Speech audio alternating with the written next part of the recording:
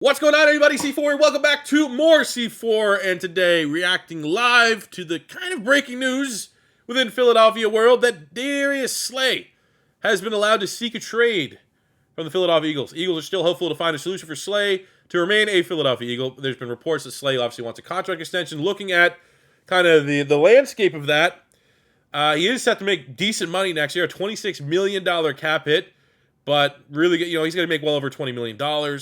But he wants to, clearly figure out where he's finishing his career. I guess absolutely can.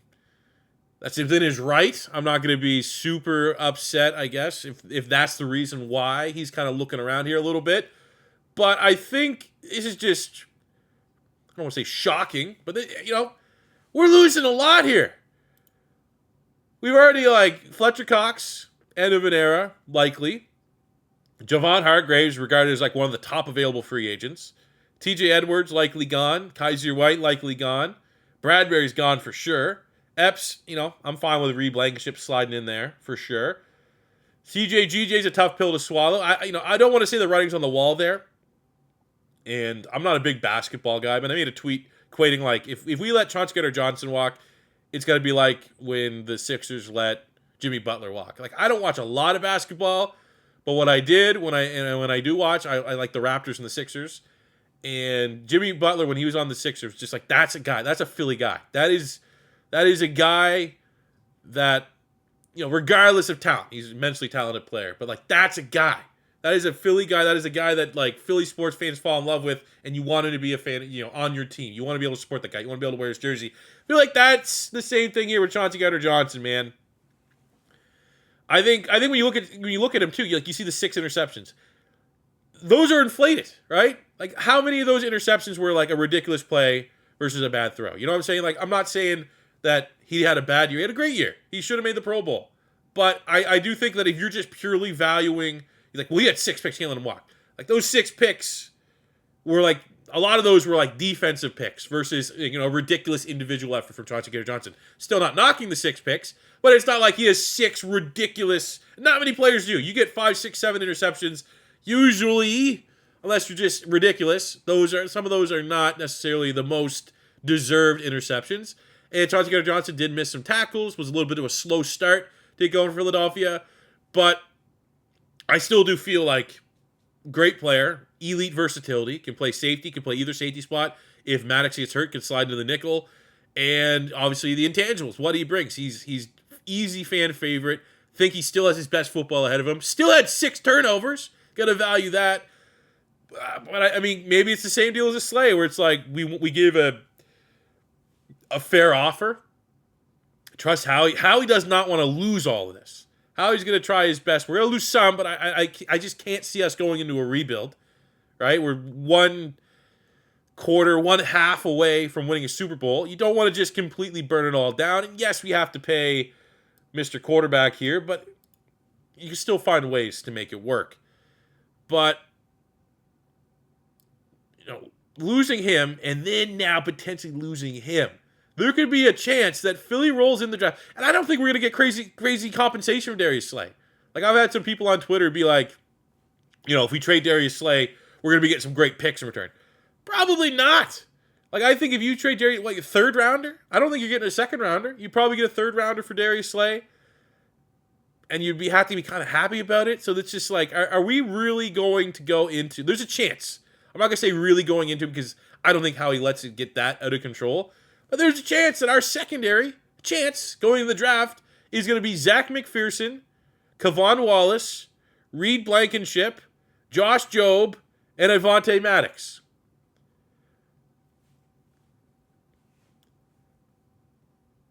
Not good.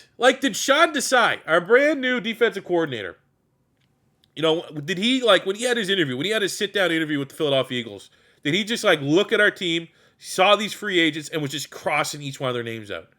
You know what I'm saying? He's like, no, don't need him. Well, we can survive without him. And then just, that Homer Simpson thing where he's just making the cuts. That's what decided. Desai's don't need any of these guys. Trust. I don't know, man.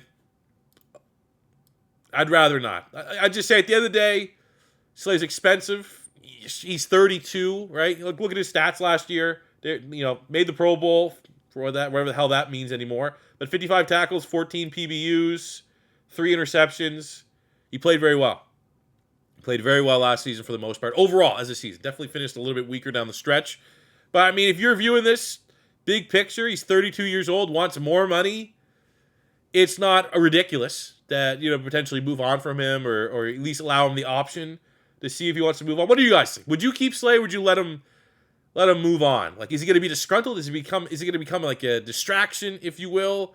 I don't think so. I think, Philly making him a team captain last year, he'd handle this even if no trade comes out of it and just rides out his contracts this year. He'd handle it like a professional.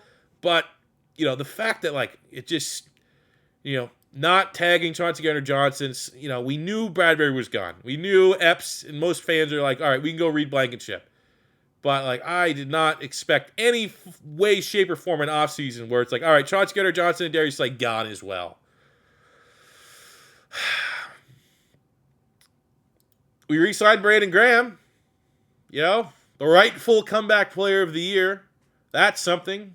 But, and it's just like, if you let that happen, we all know how he's going to do in the draft. If we keep those 2 first-round picks, we're going to likely draft your replacement, and we're drafting like a D lineman at some point. Maybe not a D end outright, because I feel like between Hassan Reddick, Josh Sweat, and Brandon Graham, I don't know. You're probably, unless the value's there, you're probably not drafting an edge rusher. But they could definitely look in the interior. They could. I think maybe wishfully thinking of how to best use our assets. We could rock Jordan Davis, Milton Williams, D-tackle 1, D-tackle 2. And then, Marlon Tuipulotu, I thought he looked fairly solid before he got hurt. He could also chip in there. So, like, you definitely maybe want to add another veteran. Like, maybe if we can get a Fletcher Cox back on a reasonable deal, that'd be nice. Fletcher Cox, Milton, Jordan Davis, Tuipulotu.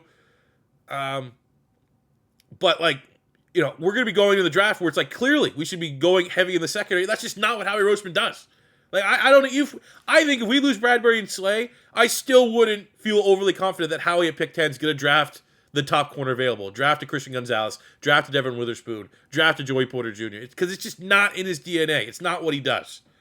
So I'm worried, man. This video here, just not to be all doom and gloom, but a little worried about what could happen. How the